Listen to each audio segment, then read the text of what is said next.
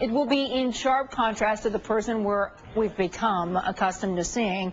That's the man repeatedly defending himself against allegations linking him to the death of his third wife and the disappearance of his fourth. And now, as you can see from the video, he has a new girlfriend, someone who says she will marry him. Joining me now, the man behind all those appearances, Drew Peterson's publicist, Glenn Selig. He's the founder of the publicity agency.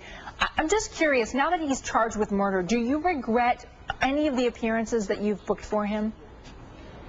I mean, it depends on what he said and how he acted.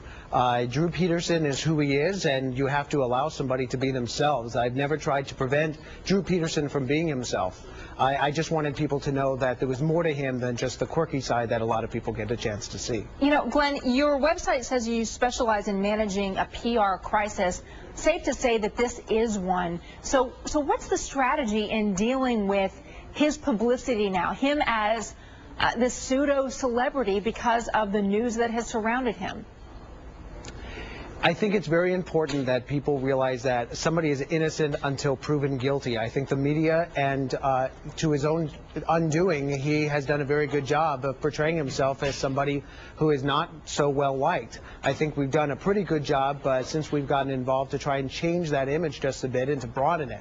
But I think it's important for people to realize that just because a person is quirky doesn't mean that they're guilty. And I encourage people to keep an open mind about this. He's legally presumed innocent until proven guilty, but in the court of common opinion and common sense, what we see does not match someone who's truly concerned about the disappearance of his wife. The fact that he's taken on a new young lover, a woman who he says he will marry despite the fact that two of his previous wives are gone under suspicious circumstances and he's the primary suspect, it seems at odds with what we see him doing. For instance, they handcuff him, they arrest him, they're leading him away, and what does he say? I should have taken back my library books. I mean, he's making light of the fact that he's facing murder charges. And I understand how people see it that way. You have to realize that Drew Peterson is a former police officer, and as a police officer, he saw a lot of really terrible things. And you know from your own newsroom experience that sometimes when terrible things happen, people in the newsroom yell, "Great story." So people from the outside would wonder, great story? Somebody was just killed. That's not a great story. So within the context of somebody who's a former police officer, there are many police officers who understand the type of behavior that he's displaying. To people outside of the world, they don't. So if he's guilty of anything, it's just maybe inappropriate behavior in some circumstances. They call that gallows humor, and it happens in a lot of industries where you deal with really tough or tragic news. I get that. I'm just curious, if he came to you now, if he had not been your client before and he came to you now, arrested on murder charges for killing his third wife, would you accept him on as a client?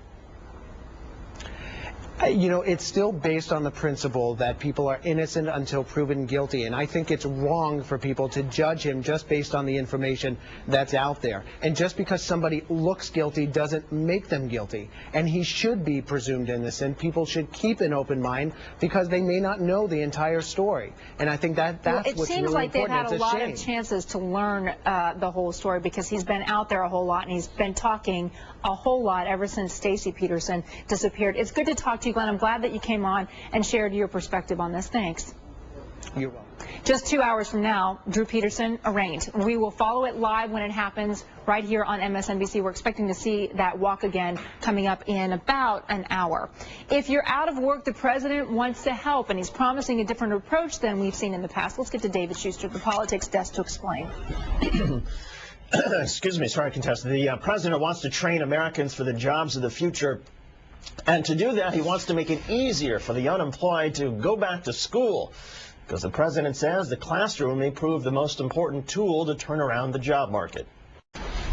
In a 21st century economy, where the most valuable skill you can sell is your knowledge, education is the single best bet we can make.